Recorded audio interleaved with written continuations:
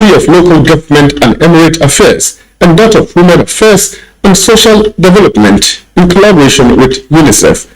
Milka Damalab completes the story.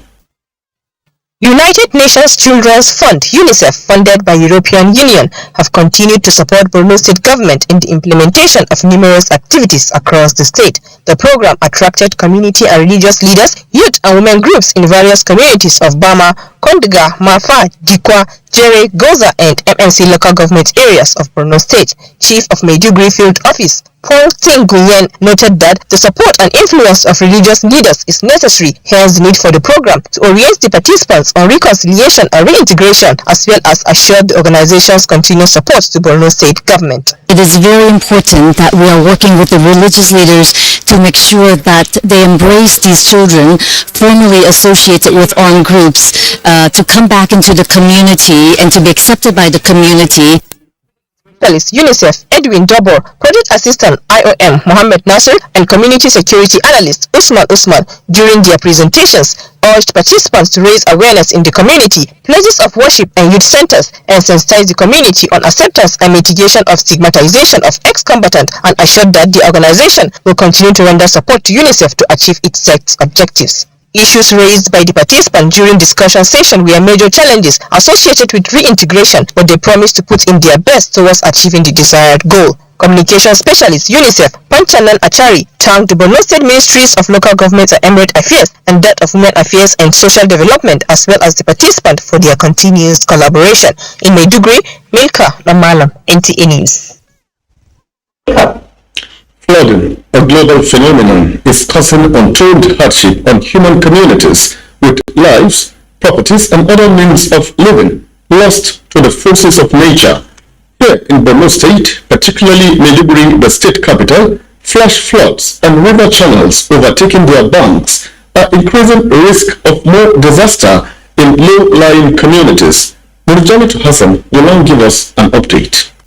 Maiduguri is under siege from flash floods and overflowing of two rivers. With me for an update on the situation is the chairman, Borno State Committee on Flood Control, Kakashuk Lawan. Sir, what is the flood situation like at the moment? Well, the situation is relatively calm but highly unpredictable. We are by River Ngada now. The river banks are completely filled up with water. The committee has gone round to look at flash points and vulnerable areas with a view to finding a solution on how to avert possible flooding in the metropolis and its environs. To set the ball rolling, we have identified an emergency center in case of an unforeseen event.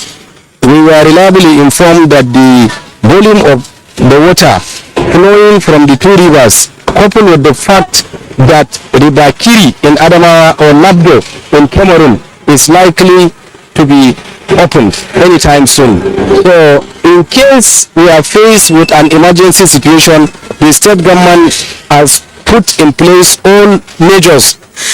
Sir, what immediate and short-term measures are put in place to control flooding?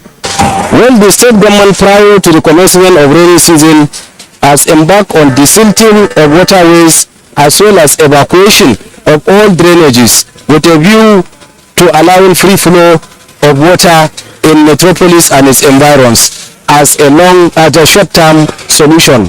We have equally dredged the waterways along the river banks to ensure that the rivers flow without much hindrance.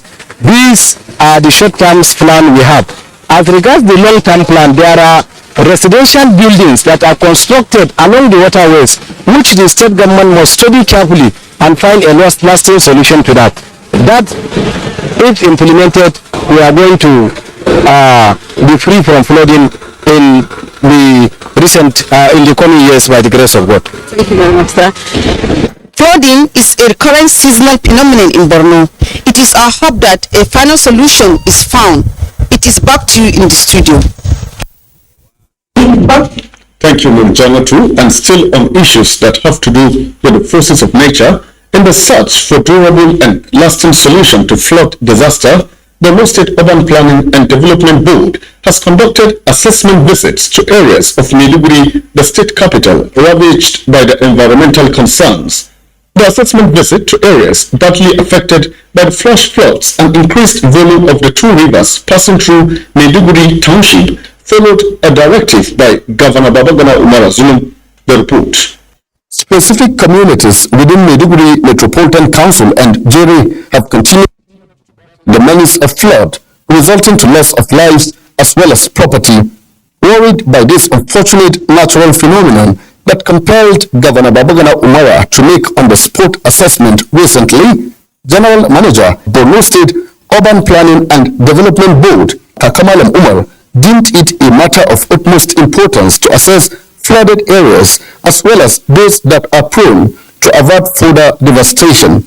Areas visited by the General Manager include 505 Housing Estate, Shuwari 1, 2 and 3, Bumari Airport, Kushari behind CBN Quarters and Modgonari behind Indinis residence. At Modgonari, where residents are vacating their houses, Kakamalam Umar commiserated with victims. He is going to do underground infrastructure where all the water flowing is being collected into a tunnel. While at Shuwari 1, the residents appealed for linking of the large volume of water with the reservoir in the area as remedy. In other areas, the inhabitants expressed willingness for government to demolish structures built on waterways, while others suggested that the major rivers like Ugangada be brought further. The Urban Planning and Development Board is expected to interface with the State Committee for the Control of Flood on the matter, after which it will present an interim report to the governor. And on to some sporting action with a special on gymnastic. Gift George is our guide on sports update.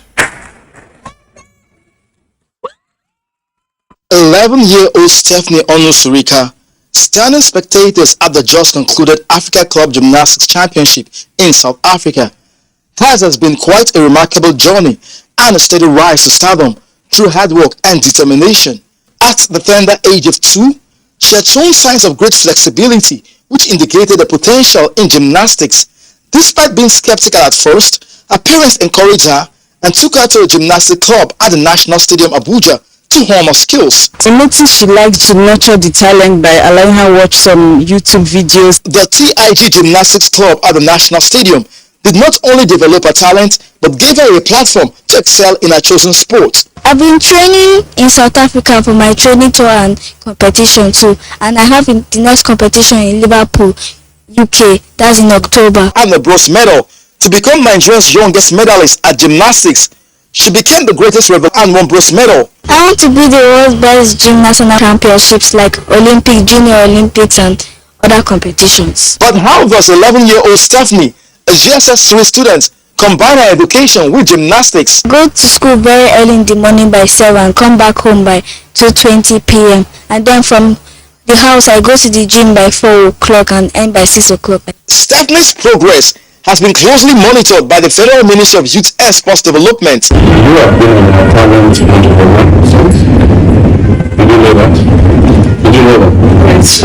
And what we agreed was that we'll be giving just a flat support for school scholarship, but that when trips come up, we'll have to support with either extra pool or tickets and things. Even though she might not be old enough to compete at the next Olympic Games in 2024, Stephanie Onusurika is definitely a talent to put an eye on to win more laurels for Nigeria in the future.